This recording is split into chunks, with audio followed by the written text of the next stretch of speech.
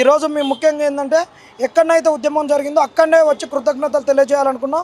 ఇక్కడికి బండి సంజయ్ గారు 29 జీవో గురించి వచ్చి ఉద్యమం స్టార్ట్ చేసిర్రు. ఆ రోజు చేసి అది మధ్యలో ఆగిపోయింది.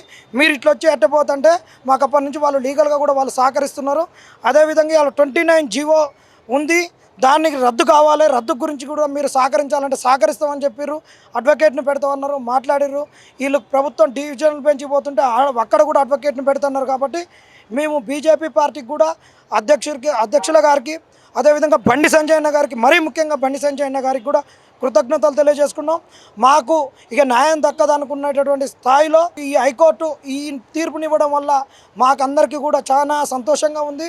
అసలు మాకు ఎవరు దిక్కులేరు అనుకున్న క్రమంలో హైకోర్టు ఇలాంటి జడ్జిమెంట్ ఇచ్చిందంటే ఈరోజు తెలంగాణ సమాజంలో నష్టపోయేటటువంటి వారికి, పీడిత వర్గాలకు అందరికి కూడా కొద్ది న్యాయ వ్యవస్థ మీద ఒక గౌరవం పెరిగిందనేటటువంటిది ఈరోజు మేము చెప్పదలుచుకున్నాం. హైకోర్టుకు కూడా మేము కృతజ్ఞతలు తెలియజేసుకున్నాం, బండి సంజయ్న కృతజ్ఞతలు తెలియజేసుకున్నాం, అన్ని పార్టీలకు కృతజ్ఞతలు తెలియజేసుకుంటున్నాం.